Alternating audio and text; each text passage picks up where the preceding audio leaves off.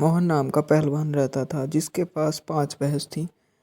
दिन भर में भैंसों की देखभाल करना और उसका दूध पीना मोहन का दिनचर्या थी।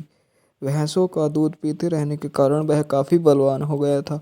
मोहन के अपने बचाव के लिए सहारे के लिए लोहे की छड़ हमेशा साथ रखता था। इसी कारण कोई मोहन का एक बार देख लेता तो उसकी हष्ट पुष्ट काया शक्तिशाली शरीर को देखकर डर जाया करता था।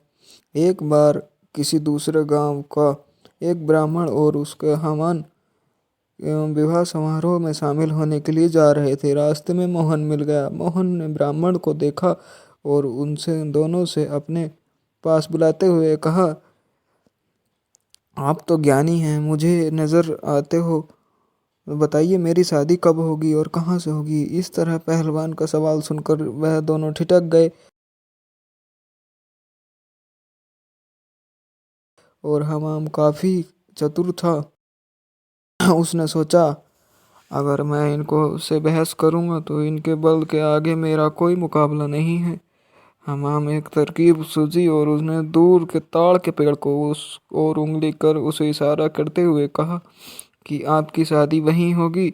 हमाम की यह बात सुनकर मोहन फूला नहीं समाया। प्रसन्न होकर उन्हें अपनी 5 भैंस दोनों को दान कर दी और के पेड़ की दिशा में चल पड़ा। उसी ताड़ के पेड़ के पास एक महिला अपने पति एवं बच्चे के साथ रहती थी। उसका पति भी धूर्त एवं आलसी किस्म का था। बात बात पर झूठ बोलने की आदत थी। वह इस वजह से वह महिला अपने पति से बेहद परेशान रहती थी। काफी दूर तक पैदल चलने के बाद जब मोहन ताड़ के पेड़ के पास पहुंचा तो वह औरत घर से बाहर निकली और आंगन में प्रवेश करते हुए मोहन लड़खड़ा कर गिर पड़ा और उसका हाथ औरत के गाल पे तमाचे की तरह लग गया।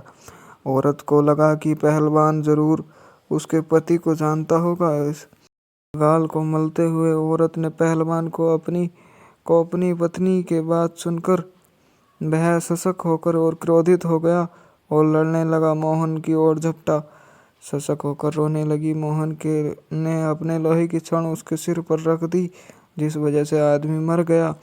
यह सब दृश्य देखकर उसकी पत्नी रोने लगी और माहौल को देखकर पहलवान भी वहां से जाने लगा था तो औरत ने मोहन के रोक लिया और कहने लगी, उसके पति के अलावा उस घर में कमाने वाला कोई नहीं था और मैं उनकी मृत्यु के बाद अब तुम्हारे साथ रहना होगा।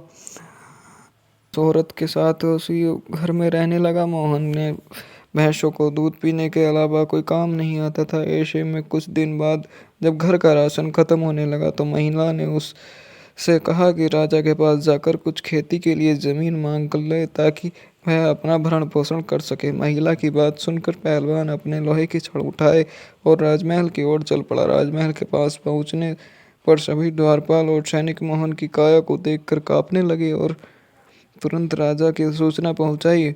बलवान हाथ में लोहे की छड़ लिए महल की ओर बढ़ चला आ रहा है। यह सूचना पाकर राजा ने तुरंत उसे अपने मुंशी को बुलाया और उसे तत्काल पहलवान के पास जाने के लिए कारण पूछने को कहा।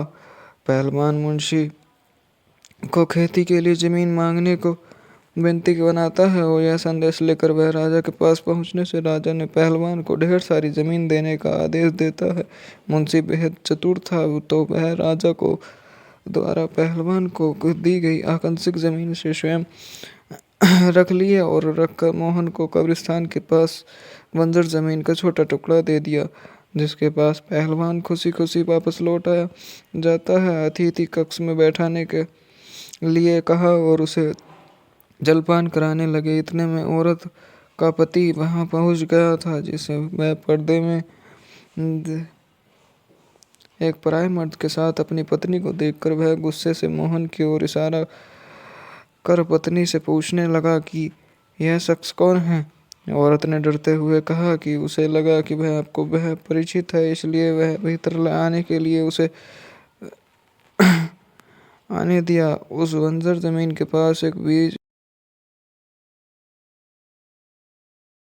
इसके बाद से भूत समय समय पर पहलवान की हर फसल पहुंचाने लगे और एक बार भूतों का गुरु उनसे मिलने आता है जिसे सभी भूत दुबला पतला और कमजोर देखकर वह उनकी दुर्दशा से का कारण पूछता है और भूतों का वर्णन सुनकर गुरु पहलवान को सबक सिखाने के लिए ठानता है और उसके घर में की ओर चल पड़ा। भूतों का गुरु एक बिल्ली का रूप धारण कर पहलवान पर हमला करने की योजना बनाता है। उस दिन पहलवान के घर से रोज एक बिल्ली रसोई में घुसकर सारा दूध पी जाती, जिससे वह काफी परेशान हो गया था। उस दिन पहलवान भी बिल्ली को सबक सिखाने के लिए दरवाजे के पीछे छिपकर खड़ा था और बिल्ली का इंतजार कर रहा था। जैसे ही बिल्ली के रूप में भूतों के गुरु कमरे के अंदर प्रवेश करता है, पहलवान उसके सर पर प्रहार कर देता है, जान बख्शने का निवेदन करता है।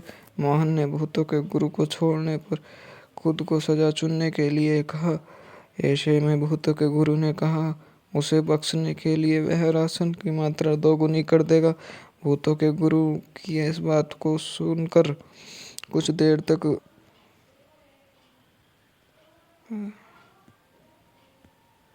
भूतों के गुरु पर इस बात पर विचार करने के बाद वह पहलवान उसको छोड़ देता है। दोस्तों, अगर आपको ये कहानी अच्छी लगी हो तो प्लीज़ लाइक शेयर सब्सक्राइब करें। Thank you.